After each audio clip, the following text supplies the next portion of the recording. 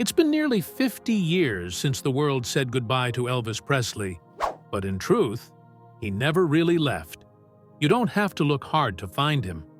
He's strumming a guitar under neon lights in Vegas. He's serenading newlyweds at midnight chapel weddings.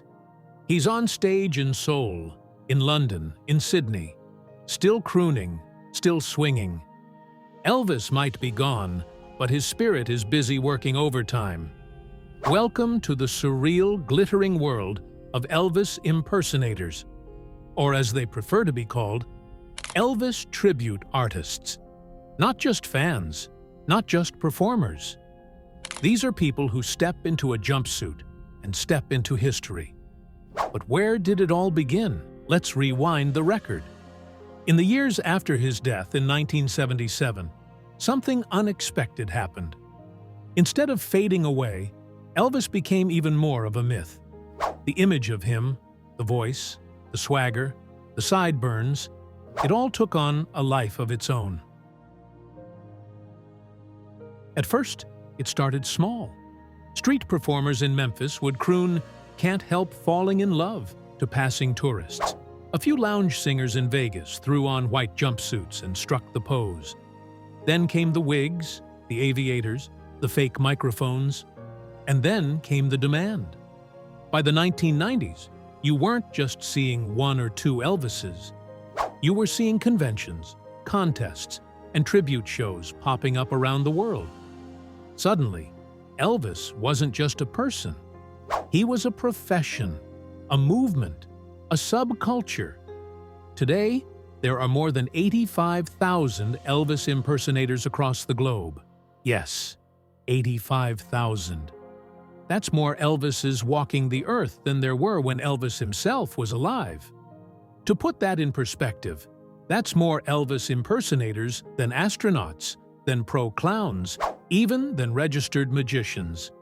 In some places, there are more LVI, yes, that's the plural, than there are Starbucks. But why Elvis? What makes him the icon people keep chasing? Because Elvis wasn't just a singer. He was an idea, packaged in a black pompadour and dipped in Southern charm. He symbolized rebellion without rage. He oozed sex appeal without saying a word.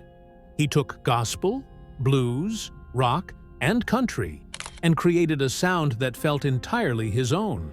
He was the first pop star, the first real music heartthrob, and arguably the first artist to be bigger than the songs he sang.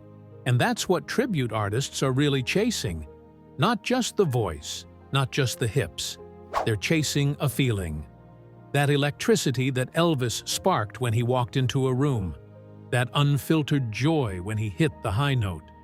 That golden aura that made him seem untouchable, yet somehow still one of us. To impersonate Elvis is to walk in the shadow of the king. And it's not easy. You're not just mimicking a voice. You're stepping into a role that millions already know by heart. You've got to nail the look, the sound, the stance, the charm, the little laugh. And for the top-tier tribute artists, it's more than a hobby. It's a full-time transformation. This isn't just entertainment. It's ritual, it's remembrance, it's reverence. Because when an Elvis tribute artist walks on stage, audiences don't want someone new. They want someone timeless. And for just a moment, when the lights hit right and the jumpsuit glitters, it's as if the king is back. And baby, he's still got the moves. Not all Elvises are the same, darling.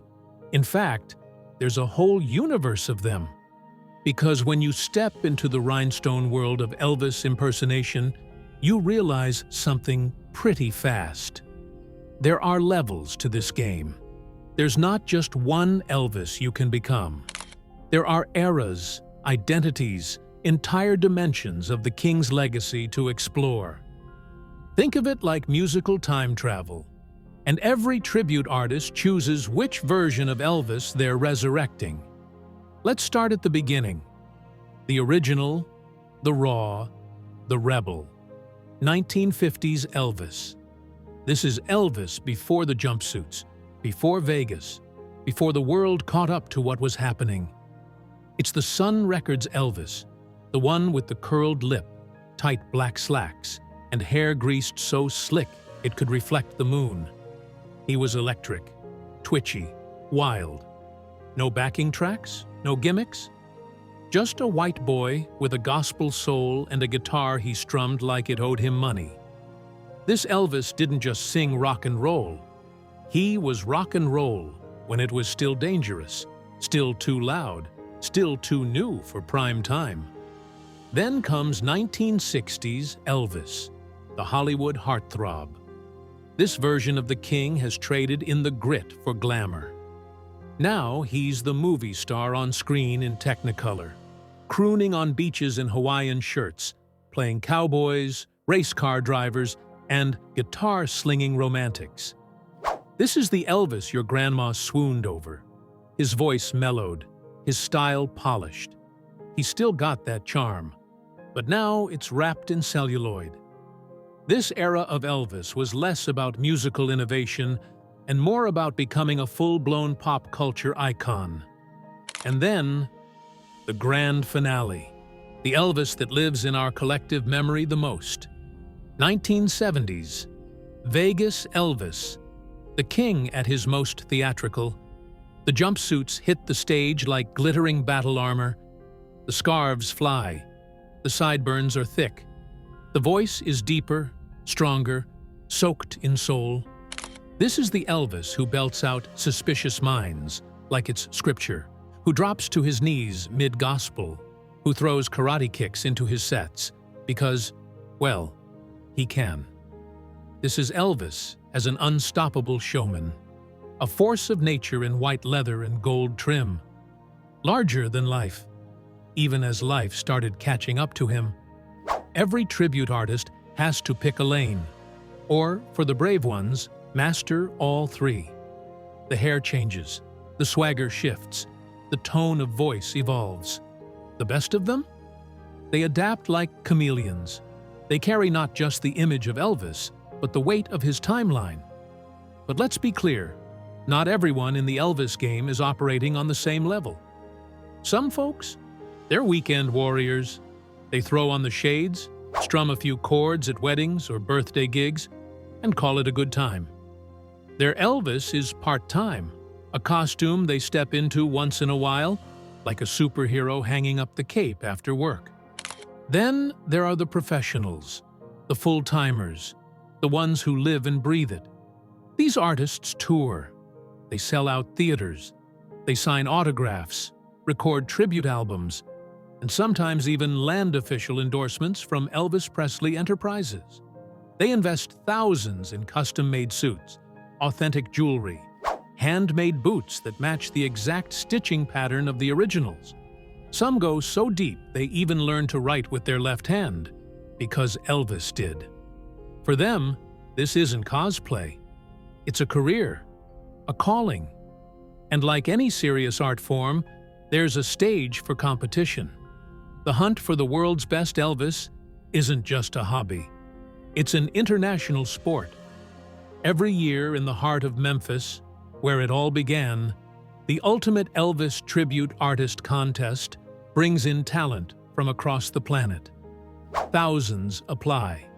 Only a few make the final stage, and fewer still walk away with the crown. Australia throws its own celebration with the Parks Elvis Festival, a 5-day carnival of all things Presley, where the streets overflow with sideburns and sequins. Even the traffic lights flash blue suede. In Japan, in the Philippines, in the UK, there are Elvis competitions in languages the king never spoke. And yet, somehow, every rendition of Jailhouse Rock still hits. The devotion is global. The fandom, unshakable. Elvis has become something few artists ever do. He's become translatable. You don't need to speak English to recognize that swagger. You just need to feel it. And that's what makes these tribute artists more than just impersonators. They're cultural translators, emissaries of nostalgia, each one carrying a little flame of the king's eternal fire, trying to keep it alive, in their voice, in their rhythm, in their hearts. So yeah, not every Elvis is created equal. But every Elvis? They're part of a living legend.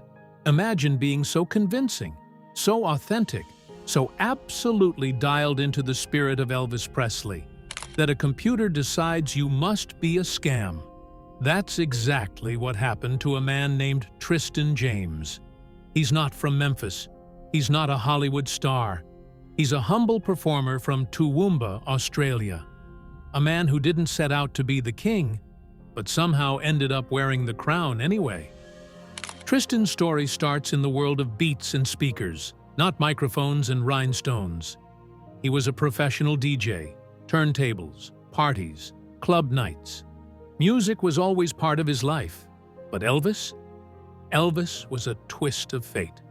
One day, a woman reached out with a heartfelt request. Her mother was dying, and her final wish? To be serenaded by Elvis Presley. Tristan didn't hesitate. He ordered a cheap costume off the internet, glued on some dollar store sideburns, and stepped into the role with zero experience. And something clicked.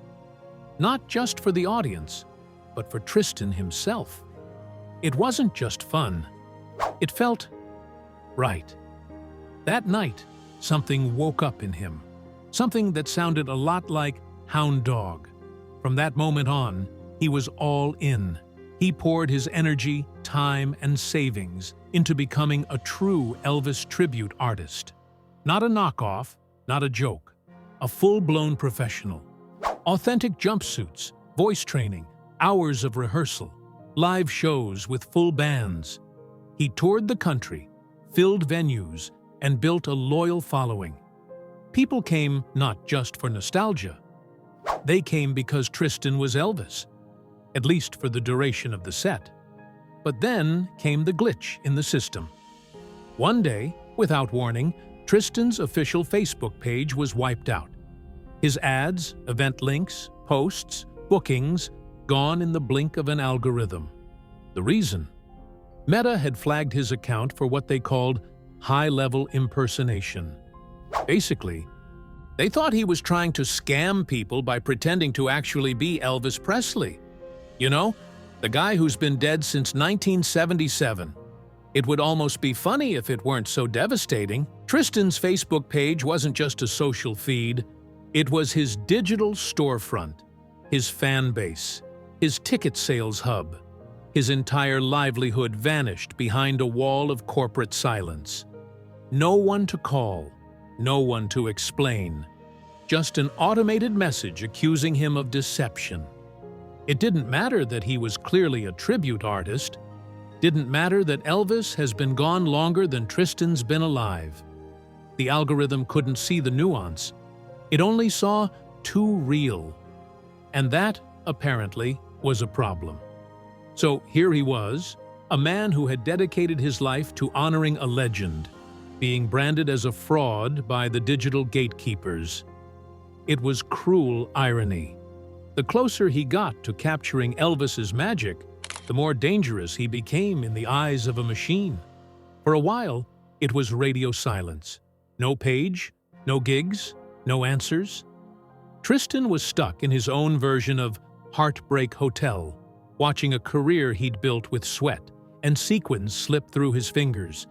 But like any good Elvis ballad, this story had a second act. After over a week of limbo, Meta finally responded. They admitted the mistake, apologized for the confusion, and reinstated his page. Too late to save the events that were canceled. Too late to stop the lost revenue. But at least an acknowledgement. A small victory in a battle he never asked to fight. And Tristan? He didn't just take the hit and move on. He turned it into gold. He leaned into the absurdity, launched a new merch line called I'm Not Elvis, and turned the mistake into a marketing moment. Now his fans chant it like a mantra. I'm not Elvis. It's funny, it's sharp, it's honest. And beneath the humor, there's something deeper, a tribute to what it really means to channel someone else's legacy. Tristan doesn't think he is Elvis. He knows the king is gone, but that doesn't mean his story is over. Because someone's got to keep the fire burning. Someone's got to hit the notes, swing the hips, and bring that old-school magic back to life. And Tristan James? He's doing exactly that. With a voice full of soul, a wardrobe full of sparkle, and a Facebook page that now knows better. He's keeping the legend alive, one song at a time.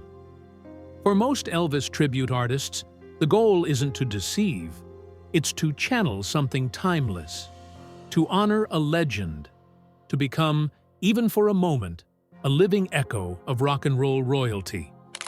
But walking in the king's footsteps? That path is paved with more than just sequins and screams. It costs more than most would ever guess. Let's talk money first. Becoming Elvis doesn't come cheap. A single handmade jumpsuit can run over $10,000, and that's just one outfit. Now multiply that by 3, 4, sometimes 10 different suits. Each one painstakingly recreated from archival footage and photographs, right down to the stitch count and beaded fringe. Then there's the gear: custom boots, replica jewelry, vintage microphones, and sound systems strong enough to handle Elvis's vocal range. And don't forget the travel. Flights, hotels, stage rentals. Some tribute artists have maxed out credit cards and refinanced homes, all in pursuit of one dream: keeping the king alive. But the price isn't just financial. There's the emotional toll, because for every screaming fan, there's someone rolling their eyes. People dismiss them as kitsch, as impersonators with delusions of grandeur. Some face ridicule from family or friends who just don't get it. And the comparisons? Endless. You're not just expected to look like Elvis. You're expected to be him. Sing like him. Move like him. Command the room like him. That kind of pressure wears on the soul. And then there's the physical challenge. Elvis wasn't exactly a low-energy performer. He was all hips, knees, and high notes. His concerts were sweat-drenched marathons. So staying in Elvis shape? That takes real discipline. Some tribute artists follow strict diets and exercise routines, not for health or vanity, but for authenticity. And as if that weren't enough, the mental strain can creep in too. Spend long enough in a jumpsuit, long enough signing autographs as Elvis, and you might start to forget where he ends and you begin. Some performers talk about feeling stuck in character, living in the king's shadow so long that their own identity starts to blur. It's not just playing dress-up, it's immersion. It's method acting, but with no clear exit cue. And yet, they keep doing it. Why? Because of the fans, the people who keep showing up, who bring vintage Elvis vinyl to be signed, who cry during Can't Help Falling in Love, who remember where they were the first time they heard his voice. These fans don't want perfect copies. They want heart. They want a connection to the man whose music shaped their lives. But even among fans, it's not always easy.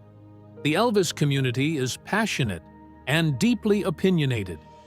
There are the purists, the ones who believe every detail must match. The length of the sideburns, the exact width of the collar, the pitch of the southern drawl.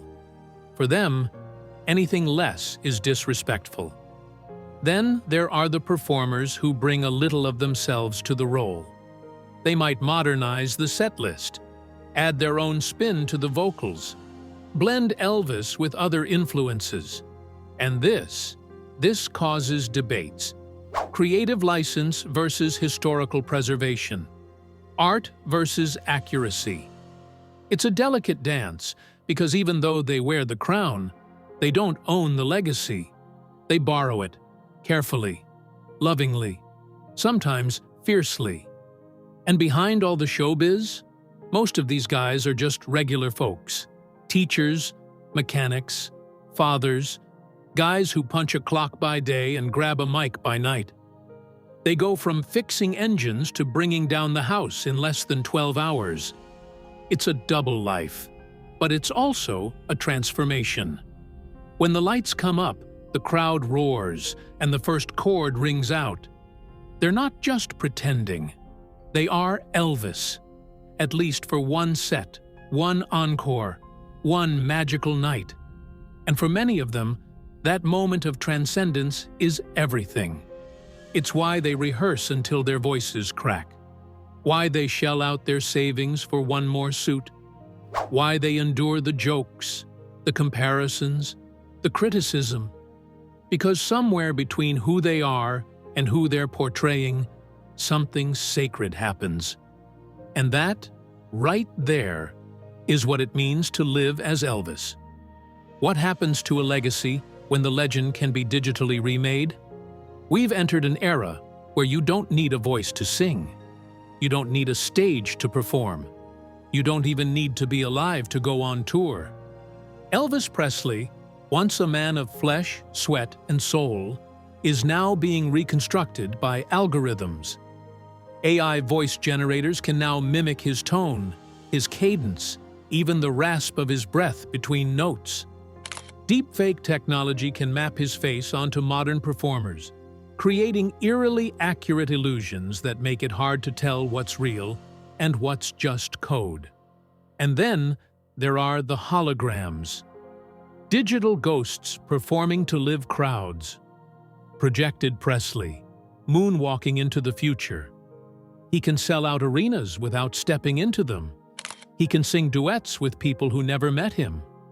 He can be wherever the market wants him to be. Some call it innovation. Others call it blasphemy.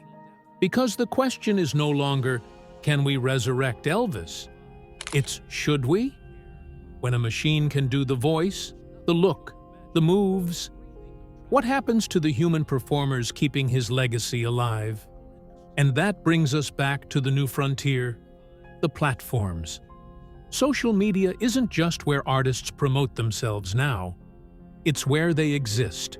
It's where careers are built, and sometimes broken.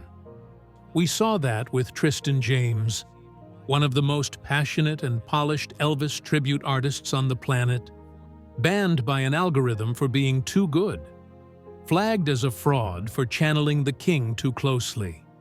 A man made of flesh and blood, silenced by a system built to detect deception, but too rigid to recognize art.